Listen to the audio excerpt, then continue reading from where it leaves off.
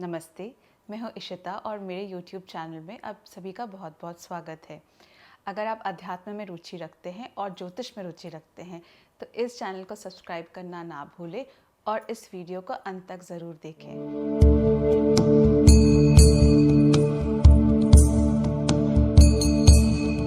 तो आज हम चर्चा करने वाले हैं माँ कामाख्या पे और उनके सिद्ध शक्तिपीठ जो असम के कामरूप ज़िले में स्थित है उसके बारे में और उनसे जुड़ी कई मान्यताओं के बारे में।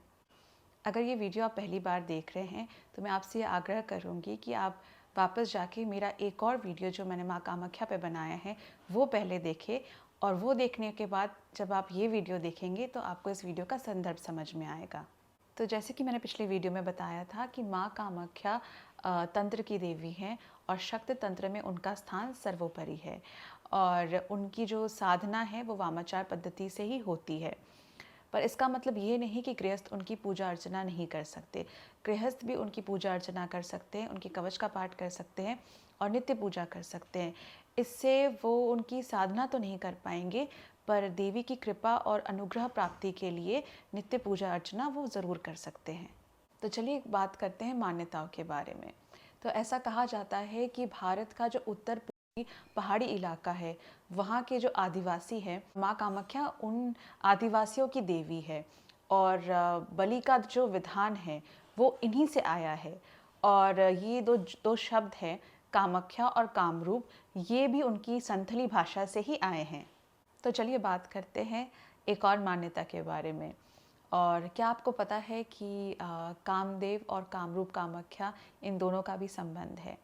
तो ऐसी मान्यता है कि जब शिवजी ने कामदेव को भस्म कर दिया था तो उनकी धर्मपत्नी रति ने शिवजी की कड़ी तपस्या की थी और जब शिवजी ने उनको जीवन दान दिया तो कामदेव ने देखा कि वो वापस जीवित तो हो गए हैं पर उनका रूप और उनके गुण अब वापस नहीं आए। तो कामाख्या वो स्थान है, कामरूप वो स्थान है जहाँ आके कामदेव को अपना रूप और अपना गुण वापस मिला। और इसी तरह से ऐसी कई मान्यताएं हैं जो कामदेव को कामरूप से जोड़ती हैं। तो बात करते हैं तीसरी मान्यता के बारे में। कहा जाता है कि महादेव सती माता के मृत शरीर को अपने कंधों में डाल के तांडव कर रहे थे और विष्णु जी को इस बात का एहसास हुआ कि अगर इनका तांडव चलता रहा तो महादेव सृष्टि को नष्ट कर देंगे। तभी उन्होंने अपने सुदर्शन चक्र से माता सती के शरीर के कई टुकड़े किए। उनमें से एक टुकड़ा जो माता सती की योनि थी वो आके नीलाचल पर्वत पे गिरा जो कि अब माता कामाख्या का शक्तिपीठ है जो असम के कामरूप ज़िले में स्थित है। तो कामाख्या शक्तिपीठ वो स्थान है जहाँ माता सती की योनि गिरी और वो एक विग्रह में परिवर्तित हो गई। मैं दर्शकों को ये भी बता दूं कि मंदिर के गर्भगृह में माता की कोई प्रतिमा या मूर्ति नहीं है बल्कि ये विग्रह है जिसकी पूजा की जाती है जो हमेशा फूलों से ढकी रहती है और पानी का एक स्रोत भी बहता रहता है। तो बात करते हैं माँ कामाख्या के रूप के बारे में। माँ कामाख्या को एक युवती के रूप में दर्शाया जाता है और उनकी 12 भुजाएं और 6 मुख हैं और ये 6 मुख अलग अलग रंगों के हैं और वो शेर पे सवार है और कई बार उनको शिवजी और ब्रह्मा जी के साथ भी दर्शाया जाता है। तो चलिए बात करते हैं माँ कामाख्या और महाविद्याओं के बारे में। और उससे पहले मैं अपने दर्शकों को एक बात बता दूं कि माँ कामाख्या का शक्तिपीठ केवल एक शक्तिपीठ नहीं बल्कि एक आदिपीठ भी है। और कई बार लोग मुझसे ये प्रश्न करते हैं कि माँ कामाख्या और महाविद्याओं में क्या संबंध है या क्या माँ कामाख्या एक महाविद्या है। इस प्रश्न का उत्तर जितना जटिल है उतना सरल भी है। तो सरल तरीके से समझते हैं कि माँ कामाख्या वो आदि पराशक्ति हैं जो एक महाविद्या में परिवर्तित हो सकती हैं।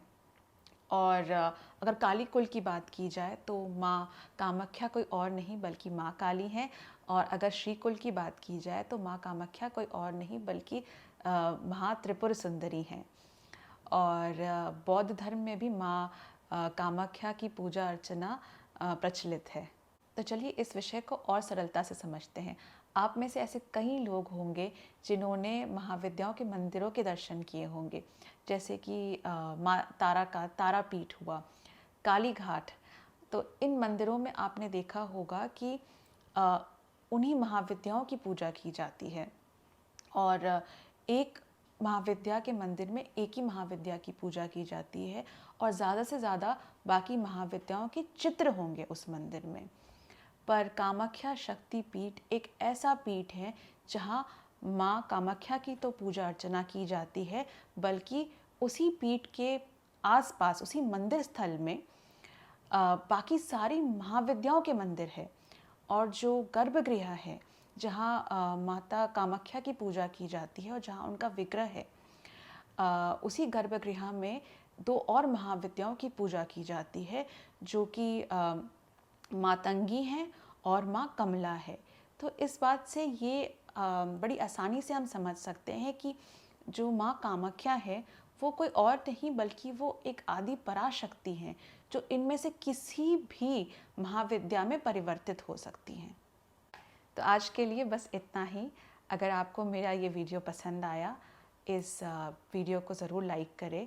और जैसे कि मैंने कहा, अगर आपको अध्यात्म में रुचि है या आप ज्योतिष के बारे में जानना चाहते हैं, हिंदू देवी देवताओं के बारे में जानना चाहते हैं, तो मेरा चैनल सब्सक्राइब करना ना भूलें और इस वीडियो को ज़रूर लाइक करें।